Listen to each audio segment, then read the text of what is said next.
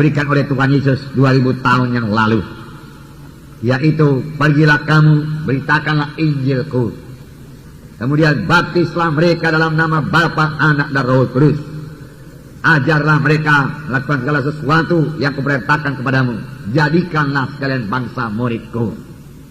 Saudaraku, hari ini kita genapkan saudaraku baptisan air dalam nama Bapa, Anak dan Roh Kudus. Terpujilah Tuhan, saudaraku. Haleluya. Saya yakin saudaraku, pada hari ini Tuhan berahmat di tengah-tengah kita. Kami akan membaptis saudara dalam nama Bapa, Anak dan Roh Kudus. Tetapi yang memberikan baptisan Roh Kudus adalah Tuhan Yesus sendiri. Dan saya percaya saudaraku, Tuhan Yesus mau dan Tuhan sudah siap sedia membaptiskan saudara dengan Roh Kudus pada sore hari yang indah ini. Dengan tegas Tuhan Yesus berkata, sebelum dia naik ke sorga, dia berkata, tunggulah di Yerusalem sampai kamu dilengkapi dengan kuasa dari Maha Tinggi. Rupanya baptisan Roh Kudus itu adalah menerima kuasa. Kalau saudara menerima baptisan Roh Kudus, saudara menerima kuasa.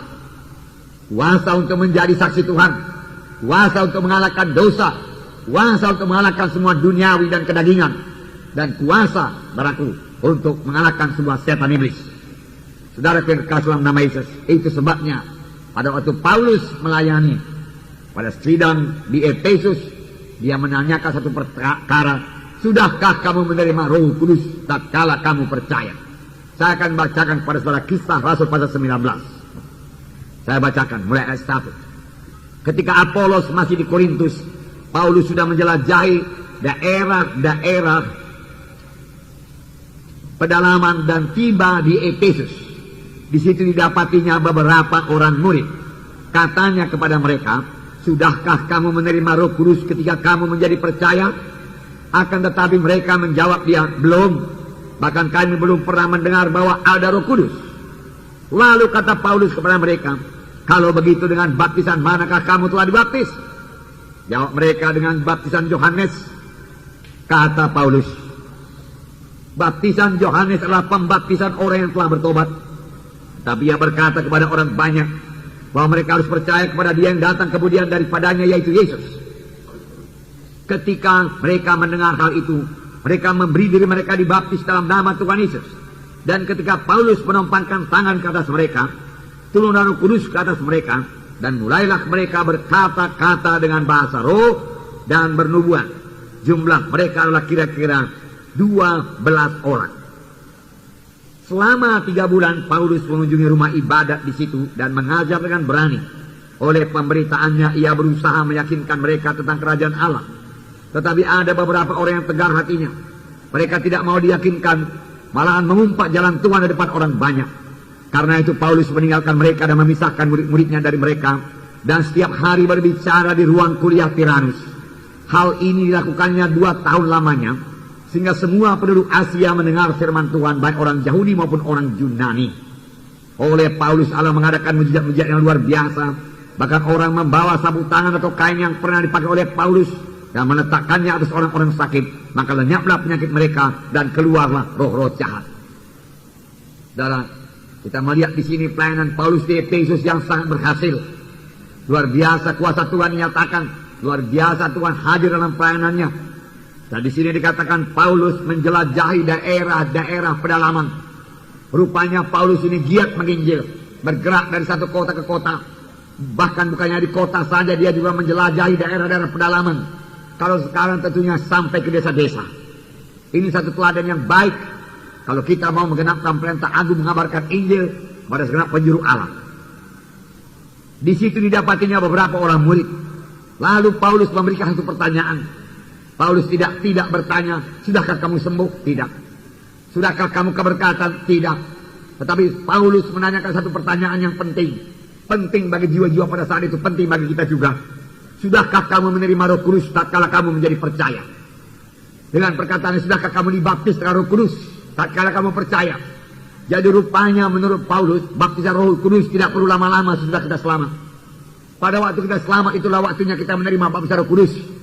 Tidak perlu tunggu 1 bulan, 2 bulan, 6 bulan, setahun, tidak perlu. Mengapa? Karena baptisan Roh Kudus satu kelengkapan bagi anak-anak Tuhan. Tuhan Yesus berkata, kamu akan menerima kuasa kelak apabila Roh Kudus turun ke atas kamu dan kamu menjadi saksi bagiku Yerusalem, Yudea, Samaria, hingga sampai ke ujung bumi. Jadi menerima baptisan Roh Kudus, menerima kuasa. Dari mulanya saudaraku, Tuhan mengendaki manusia di berkuasa.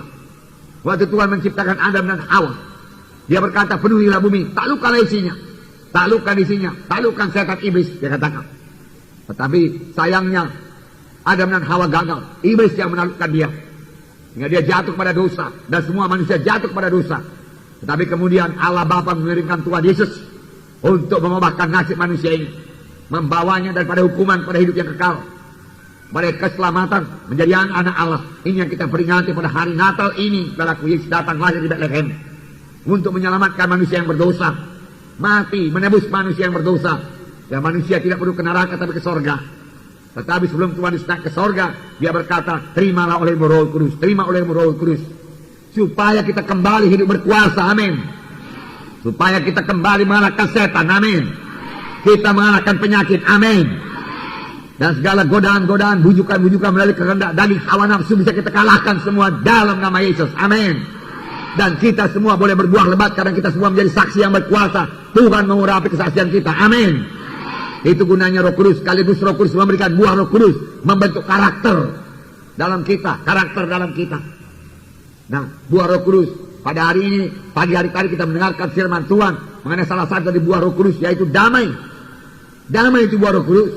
Yesus pembawa damai, anak-anak Tuhan juga pembawa damai. Kemana saja kita bergerak, kita bawa damai. Tuhan Yesus kalau dia masuk ke rumah, Dia katakan damai bagi rumah ini. Dan Dia mengajarkan murid-muridnya kalau masuk ke rumah orang lain juga katakan damai bagi rumah ini. Kalau dia berlayak maka damaimu tinggal padanya. Kalau dia tidak berlayak maka damaimu kembali kepadamu. Tuhan Yesus berkata. Jadi tidak rugi apa-apa kita memberikan damai bagimu. Damai, damai. Nah, saudara yang kekasih dalam nama Yesus, damai. Itu saudaraku, ya. Setelah Roh Kudus turun, saudaraku. Setelah Roh Kudus turun pada Yesus, Roh Kudus turun pada kita, maka buah Roh Kudus jadi kepada kita. Jadi luar biasa berkat daripada Roh Kudus. Jadi pada hari ini saudara juga terimalah baptisan Roh Kudus. Amin, saudara. Saudara berbahasa roh pada hari ini, kami akan membaptis saudara dengan baptisan air dalam nama Bapa, Anak, Roh Kudus. Tetapi Ia yang datang kemudian daripadaku, kata Yohanes Pembaptis, yaitu Tuhan Yesus, Dia akan membaptiskan kamu dengan Roh Kudus dan dengan api. Dua-dua itu menggambarkan kuasa. Siapa yang datang kemudian daripada Yohanes Pembaptis? Yang lain daripada Tuhan Yesus Kristus.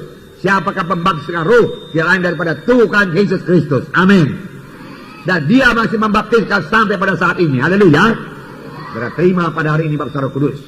Kemudian lalu kata Paulus kepada mereka, kalau begitu dengan baptisan manakah kamu telah dibaptis? Rupanya mereka ini juga sudah pernah dibaptis. Dengan baptisan apa kalau bukan dalam Roh Kudus? Nah, lalu kata mereka, jawab mereka, dengan baptisan Yohanes. Rupanya Yohanes sudah banyak membaptis jiwa-jiwa. Baptisan pertobatan. Kata Paulus, baptisan Yohanes adalah pembaptisan bagi orang yang telah bertobat. Dan ia berkata kepada orang banyak bahwa mereka harus percaya kepada Dia atau kepada Yesus yang datang kemudian daripadanya, yaitu Yesus.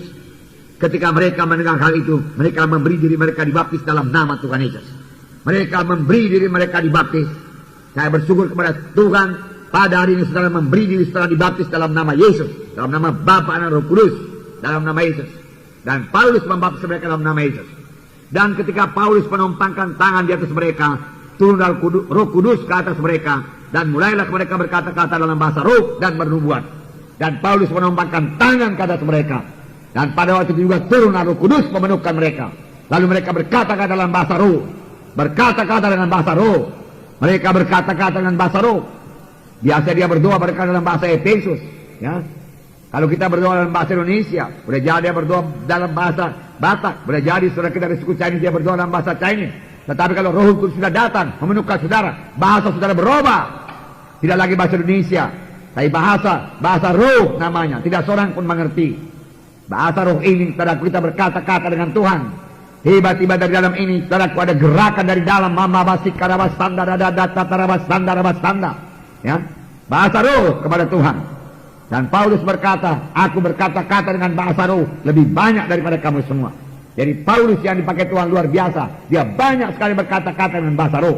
Paulus yang menulis banyak surat-surat kiriman dalam perjanjian baru. Dia banyak berkata-kata dengan bahasa roh. Dan Paulus berkata, jangan larang orang berkata-kata dengan bahasa roh. Karena orang yang berkata-kata dengan bahasa roh meneguhkan imannya sendiri. Orang yang berkata-kata dengan bahasa roh, dia berkata-kata dengan Allah. Setiap hari saya berkata-kata dengan bahasa roh. Bahkan kadang-kadang akal saya di pagi hari belum bekerja, saudaraku. Tetapi roh saya telah bangun lebih dahulu, telah hidup lebih dahulu. Dengan mudah saya bersekutu dengan Tuhan dalam bahasa roh. Saudara, dengan bahasa roh. Karena Paulus berkata, aku bisa berdoa dengan akalku. Aku bisa berdoa dengan rohku, dia berkata. Kalau dia berdoa dengan rohnya, saudaraku, dia berdoa dengan bahasa roh kepada Tuhan, saudara. Dan mengatakan banyak rahasia. Dan mengenal kehendak Tuhan. Dan menerima pimpinan Tuhan pada hari itu. Kalau dia berdoa dengan bahasa roh. Itu bisa saudara laksanakan setelah saudara dibaptis dengan Roh Kudus. Terima baptisan Roh Kudus pada hari ini. Pada zaman akhir ini, saudaraku, di mana begitu banyak goncangan-goncangan, pekerjaan setan bertambah-tambah, dosa bertambah-tambah, saudara-saudara perlu kesegaran daripada Tuhan, perlu kekuatan daripada Tuhan. Di manakah dia? Dalam persekutuan saudara yang indah dengan Tuhan di pagi hari, yang intim dengan Tuhan. Ada waktu saudara berdoa, terutama berdoa dalam bahasa roh.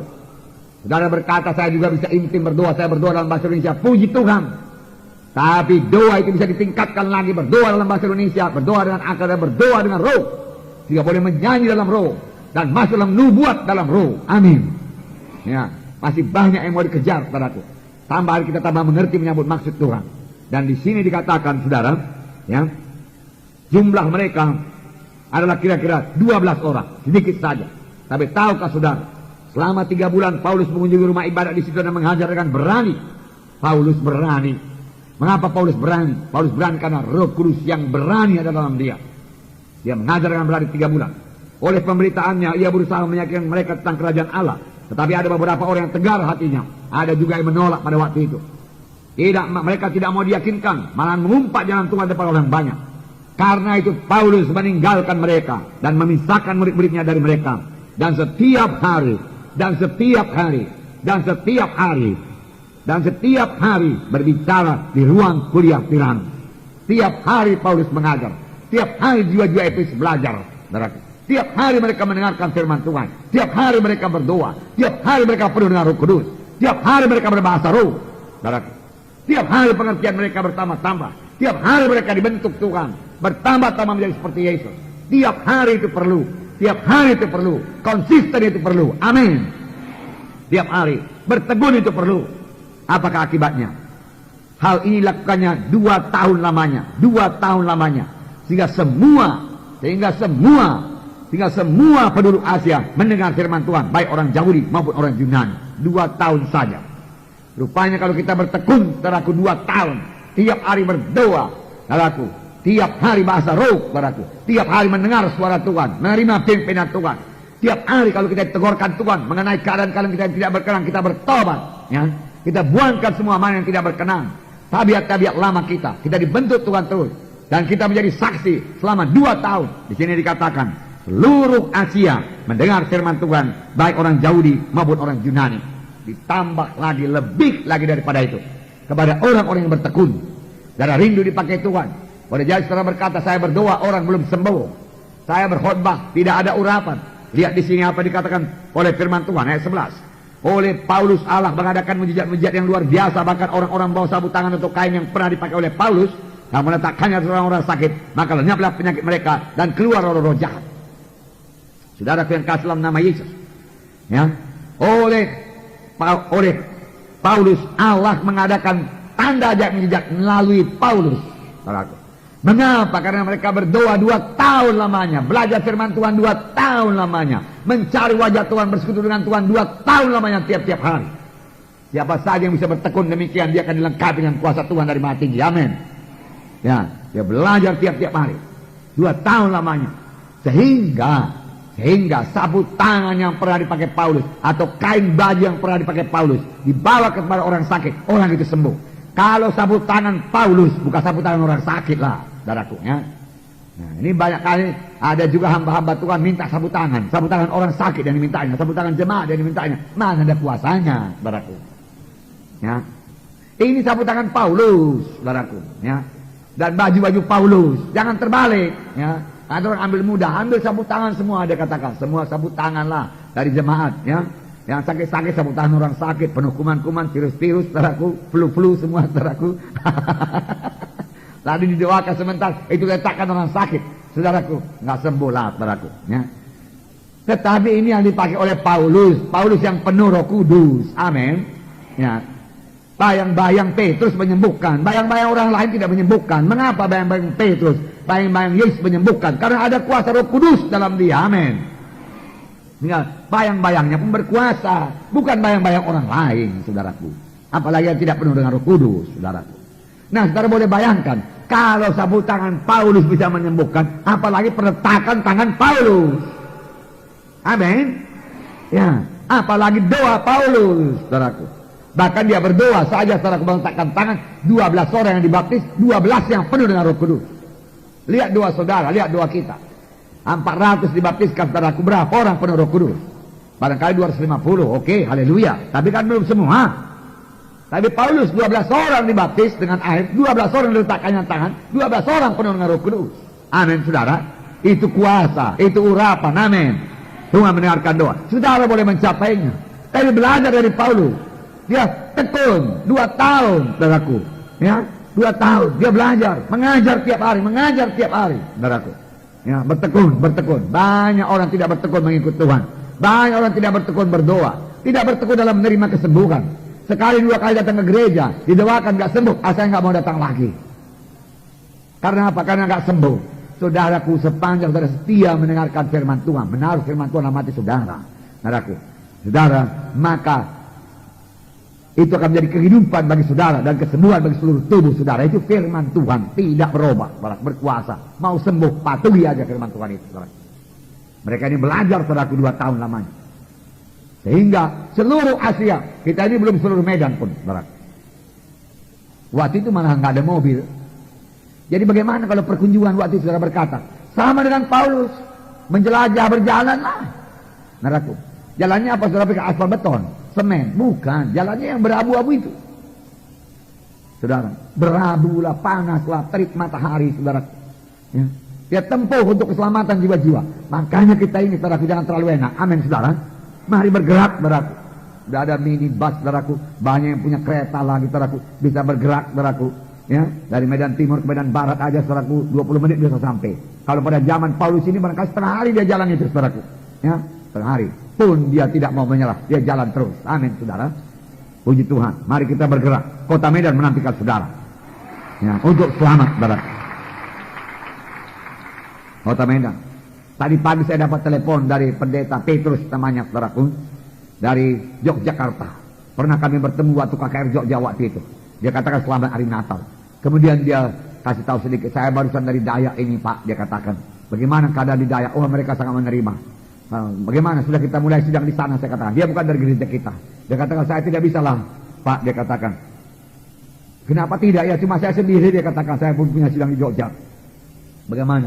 Saya bisa ke sana, saya cuma menginjil saja. Kalau Bapak ada tenaga ya, saya bisa mengawani Bapak ke sana, dia katakan. Oh, puji Tuhan lah, nanti kita usahakan, saya katakan. Kami punya banyak pelayan-pelayan, saya katakan.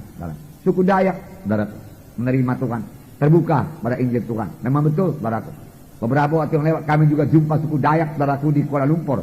Mana mereka sebagai tenaga kerja di sana, saudaraku. Saudara, suku Dayak itu, saudaraku, bukannya hitam-hitam, saudaraku. Seperti kita, saudaraku. Ya, tidak begitu hitam maksudnya lah, saudaraku. Amin, saudara.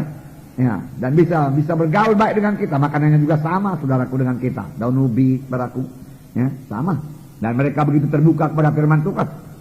Bahkan waktu itu saya tantang mereka, siapa mau menyerahkan hidupnya kepada Tuhan. Saudaraku, 2 orang tua maju ke depan, bukan orang tua. Mereka masih tentara kerajaan Malaysia. Maka mereka sudah siap sedia meninggalkan segalanya untuk melayani Tuhan. Begitulah dia menyerahkan hidupnya kepada Tuhan, saudaraku. Dan tempat kami menginap juga di Kuala Lumpur waktu itu adalah dari suku Dayak, saudaraku. Dari suku Dayak. Dan suku Dayak ini juga ada miripnya dengan Chinese, saudaraku. Bahkan tempat suku Dayak yang tempat kami menginap itu dia kawin dengan suku Chinese, saudaraku. Dialah katanya, saudaraku, suku Dayak dari daerahnya, saya lupa nama daerahnya, yang pertama menyelesaikan sarjananya di Malaysia, saudaraku. Nah, dan mereka terbuka buat Injil Tuhan. Puji Tuhan, saudaraku. Nah, jadi masih banyak pelayanan. Dia terima baptisan Roh Kudus pada hari ini, saudaraku. Mengenai baptisan air, saudaraku, mengapa kita dibaptiskan, saudaraku? Karena itu perintah Tuhan Yesus. Baptislah mereka dalam nama Bapa dan Roh Kudus. Jadi kalau namanya perintah Tuhan Yesus, lebih baguslah kita patuhi. Amin, saudara. Itu membawa berkat bagi kita, saudara. Perintah Tuhan Yesus. Beri diri saudara dibaptiskan pada hari ini, saudaraku. Karena Tuhan sendiri pun dibaptis. Dalam Matius pasal 3. Saya bacakan kepada saudara. Ayat 13. Ayat 13. Maka datanglah Yesus dari Galilea ke Yordan kepada Yohanes untuk dibaptis olehnya. Tetapi Yohanes mencegah dia, katanya, akulah yang perlu dibaptis olehmu, dan engkau datang kepadaku. Lalu Yesus menjawab, katanya kepadanya, biarlah hal itu terjadi, karena demikianlah sepatutnya kita mengenapkan seluruh kehendak Allah. Dan Yohanes pun menurutinya.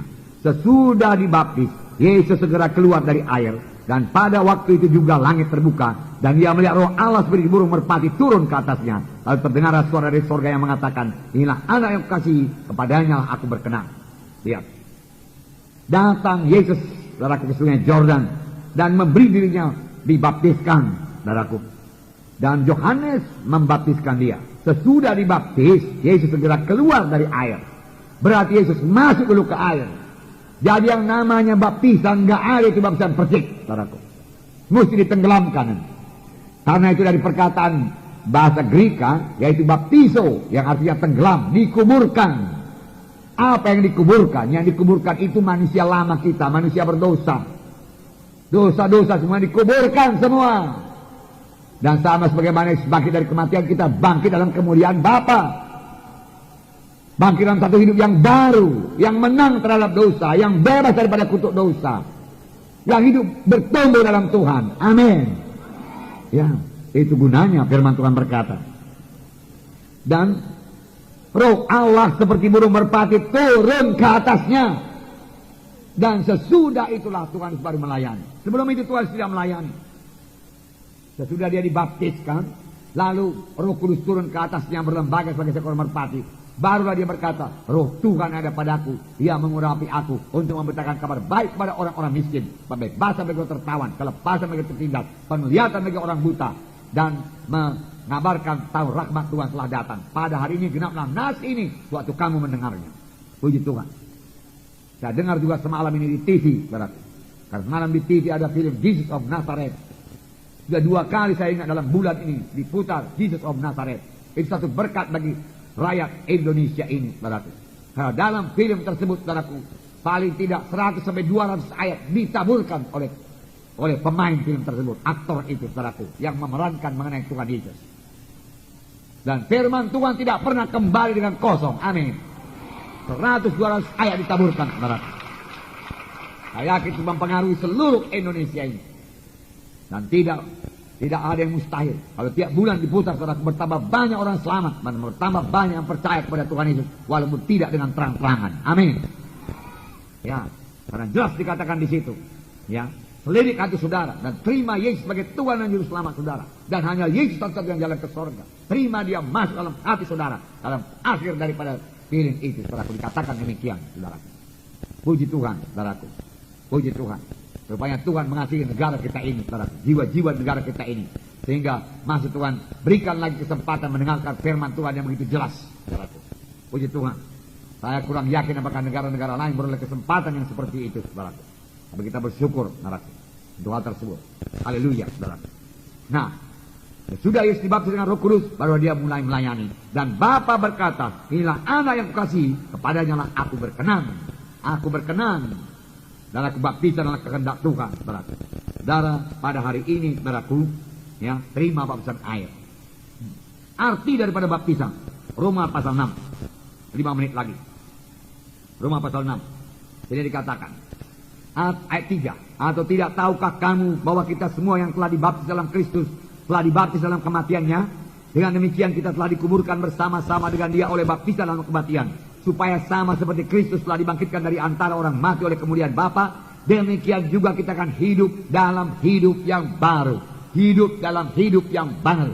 Saudara yang dibaptis pada hari ini, keluar daripada baptisan ini, boleh memulai satu hidup yang baru. Amin. Ya, hidup yang baru. Kalau selama ini gagal, berubah jadi berhasil. Amin. Kalau selama ini budak narkotika, saudaraku, berubah jadi hamba kebenaran. Amin. Kalau selama ini dikuasai oleh penyakit kronis, tidak sembuh-sembuh, saudaraku, dari tahun ke tahun, saudaraku, penyakit ini, penyakit itu, penyakit ini. Saudara, sesudah baptisan air ini hidup baru dalam hidup yang sehat. Mana Roh Kudus menghidupkan saudara. Haleluya. Hidup yang baru. Hidup yang baru. Hidup yang bersekutu dengan Tuhan. Hidup yang cinta kepada Tuhan. Hidup yang mempermuliakan Tuhan. Hidup yang jadi saksi Tuhan, saudaraku. Puji Tuhan, saudaraku. Dan sekaligus, saudaraku, baptisan air ini menurut firman Tuhan Kolose pasal 2 ayat 11 dan 12 adalah sunat bagi orang Kristen. Itulah dia sunat. Jadi orang Kristen tidak perlu disunat lagi karena dia sudah dibaptis dalam air. Makanya kita ini orang Kristen betul-betul sudah dibaptis. Jangan nanti dipercik, saudaraku, sunat pun tidak, baptis pun tidak, saudaraku. Saudara, biar saudaraku, ya, baptisan ini nyata-nyata baptiso. Amin. Ya. Tahukah saudara bahwasanya sekali Tuhan mau membunuh Musa? Tuhan mau membunuh Musa. Mengapa, saudaraku? Karena belum disunat, saudaraku. Tuhan marah, saudaraku. Nah, kepada Abraham juga Tuhan memerintahkan sunat, saudaraku.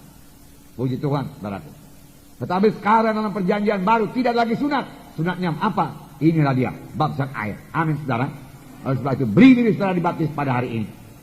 Itu baptisan air. Kemudian buka hati saudara. Sebentar ini kita akan berdoa bagi baptisan Roh Kudus. Itu kuasa. Oh, saudaraku, Roh Kudus sudah ada di sini, saudaraku. Ya, Roh Kudus sudah ada di sini, saudaraku. Puji Tuhan. Saya sudah merasakannya, saudaraku. Haleluya. Dan dia mau memenuhkan saudara pada saat ini. Buka hati saudara. Amin, saudara. Ya, karena sungguh-sungguh berdoa. Tuhan, aku rindu Roh Kudus. Karena zaman Roh Kudus. Banyak karunia karena Roh Kudus, buah Roh Kudus. Aku rindu kuasa, rindu urapan Tuhan. Aku mau memenangkan famili-familiku. Aku mau menjadi saksi yang berkuasa. Penuhkan aku dengan Roh Kudus, Tuhan. Pada saat ini, Tuhan, turunlah Tuhan. Baptis aku dengan Roh Kudus.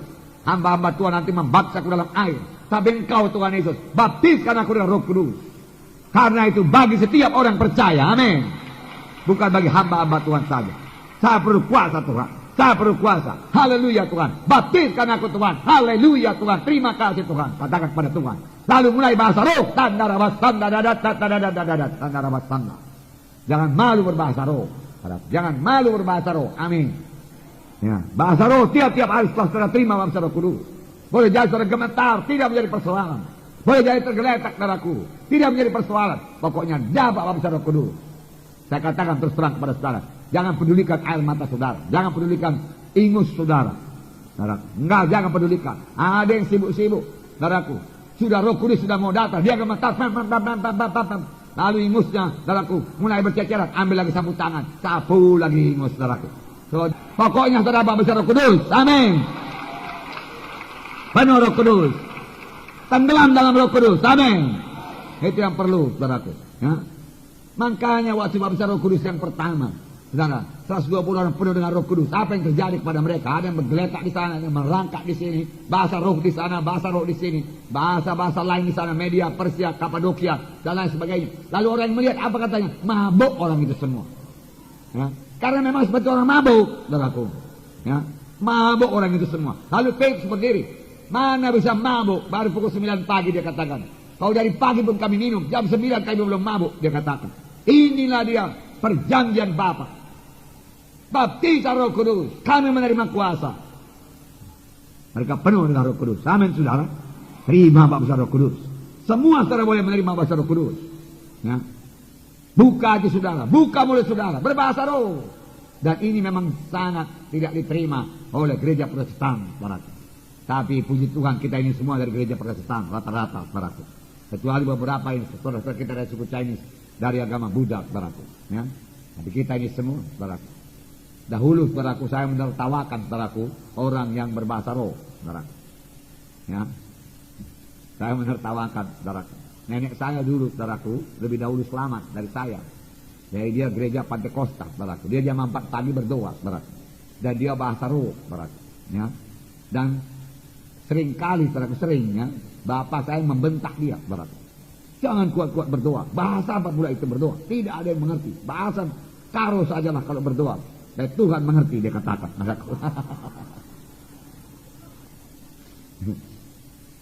Tetapi kemudian orang tua saya Sintua, saudaraku, selamat dia, saudara. Lalu dibaptis dalam air. Lalu dia penuh dengan Roh Kudus. Rupanya bapak saya ini udah penuh dengan Roh Kudus. Bahasa rohnya lebih kuat lagi, saudaraku, daripada bahasa roh nenek saya itu, bolang saya itu, saudaraku, lebih kuat lagi, saudaraku. Buktinya, saudaraku, sekali rumah kami dimasuki pencuri di jalan Sungai Bahoro, jam-jam 4 pagi, saudaraku. Jadi rupanya jam 4 pagi, pas pula bapak saya ini bangun. Dia biasa berdoa jam 4, dia bangun. Lalu dia mulai berdoa pelan-pelan dulu. Tiba-tiba dia penuh dengan Roh Kudus. Dia penuh dengan Roh Kudus. Dia katakan, saudaraku, pencurinya lompat dari jendela, saudaraku, keluar, saudaraku.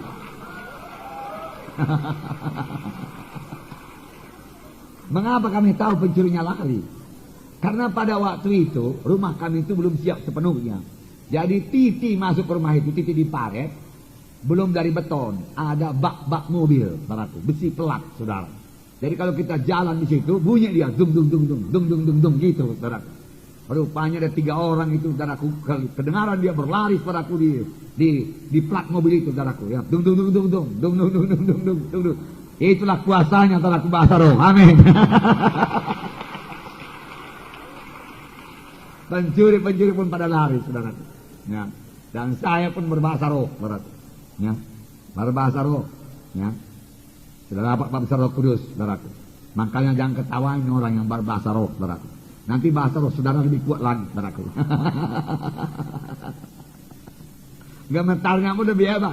Oh, saya, saudaraku, mudah-mudahan ada bahasa Roh Kudus. Gemetar, saudaraku. Ya. Nah itu, saudaraku, kalau doa di tempat tidur, saudaraku, semua tempat tidurnya goyang semua, saudaraku. Dengan adik saya berkata, apanya abang ini, dia katakan. Ya. Nah, saudara, puji Tuhan. Tapi tidak apa-apa, saudaraku. Bertambah lama kita bertambah biasa dengan Roh Kudus. Amin. Tapi mula-mula, terkadang daging kita ini nggak sanggup datang ke Roh Kudus. Kerap-kali gemetar dia, saudaraku. Ya, nggak sanggup dia. Karena Roh Kudus suci, dia mau menukar saudara, menguasai saudara, memimpin saudara. Terima sajalah, saudaraku. Kalau dia gerakkan dalam hati saudara bahasa roh saja. Amin. Terima Roh Kudus. Haleluya. Mari kita berdiri, saudaraku. Kita terima Roh Kudus sekarang. Siapkan diri saudara. Mari para pendoa-pendoa, saudaraku, mulai bantu mereka dalam doa. Dan saudara boleh meletakkan tangan, saudaraku. Mana-mana yang sudah ditentukan untuk berdoa, terima baptisan Roh Kudus, saudaraku. Mari nyanyikan nyanyian kita. Nyanyian yang bersemangat. Curahkanlah kuasa-Mu Tuhan, mujizat terjadi di tempat ini. Curahkanlah Tuhan kuasa-Mu, mujizat terjadi di tempat semua ini. kami dipenuhkan dengan Roh Kudus-Mu Tuhan. Semua penuh dengan Roh Kudus. Semua berbahasa roh, saudaraku. Haleluya. Marabasanda wasika marabasi yandara basandara basanda. Haleluya. Haleluya Tuhan, kami percayakan Roh Kudus yang akan membebaskan setiap kami pada hari ini Tuhan. Haleluya. Oh, kurasakan kasih-Mu, kurasakan kasih-Mu Tuhan, kurasakan kuasa-Mu Tuhan, kuasa-Mu Tuhan, kurasakan kasih kuasa Roh Kudus, kurasakan kehadiran-Mu, kurasakan kasih-Mu, kurasakan kasih-Mu Tuhan, kurasakan kuasa-Mu Tuhan, kurasakan kasih kuasa Roh Kudus, kurasakan kehadiran dan curahkanlah kuasa-Mu Tuhan, mujizat terjadi di tempat ini. Curahkanlah kuasa-Mu Tuhan, mujizat terjadi di tempat ini. Curahkanlah kuasa-Mu mujizat terjadi di tempat. Curahkanlah